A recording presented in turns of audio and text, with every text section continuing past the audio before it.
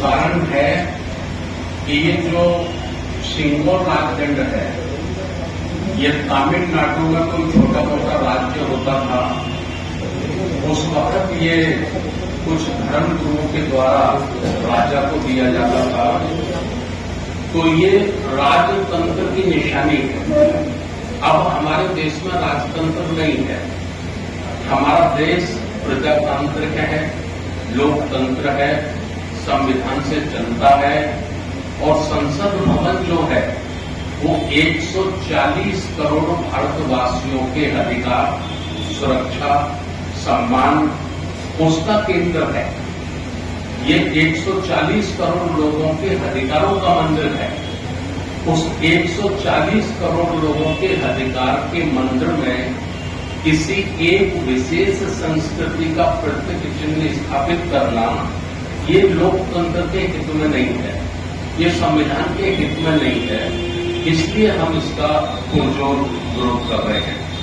इसके साथ ही हमारी मांग है कि जो माननीय प्रधानमंत्री जी के आर्थिक सलाहकार परिषद के चेयरमैन हैं विवेक देवराव, उन्होंने 15 अगस्त को, जिस दिन हमारा देश स्वतंत्र हुआ था, उन्होंने ऐसा ऐलान किया कि हमको ये संविधान बदल देना चाहिए।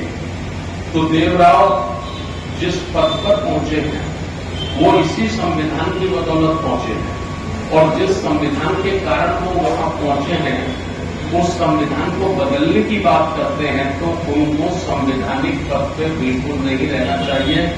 हम ये मांग करते हैं केंद्र सरकार से कि उन्हें तत्काल बर्खास्त करके उनके खिलाफ देशद्रोह का मुकदमा चलाया जाना चाहिए, जिससे भविष्य में फिर किसी व्यक्ति की हिम्मत न पड़े संविधान को बदलने जैसी बात कहने की। इसके साथ साथ बौद्धों का पर्सनल लॉ नहीं है, तो हम चाहते हैं कि जिस तरह से हिंदुओं का, ईसाइयों का, मुसलमानों का पर्सनल लॉ है, तो बौद्धों का भी पर्सनल लॉ भारत में बनाया जाए, यह हमारी मांग है।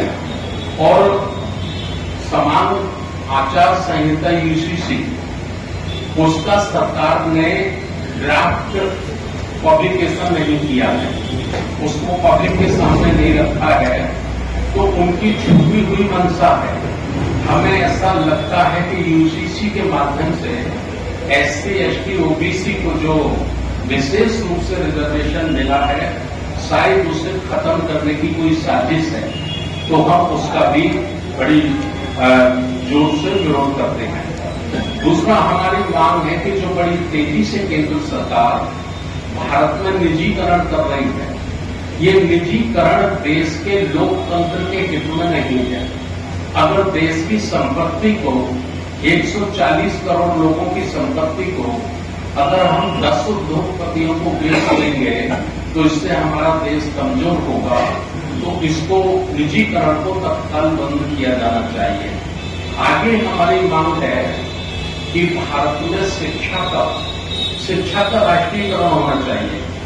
प्रत्येक बच्चे को एक ही स्कूल, एक ही सिलेबस और एक ही टीचर के माध्यम से उसको शिक्षा मिलनी चाहिए, चाहे वो अडानी का बेटा हो, अंबानी का बेटा हो, चाहे उसके घर में काम करने वाली हमारी बहन जो सफाई मजदूरी का काम करती है उसका बेटा हो। ये भारत सरकार की जिम्मेवारी है कि भारत के प्रत्येक बच्चे को उनको समान रूप से बराबर का शिक्षा का अधिकार देना चाहिए।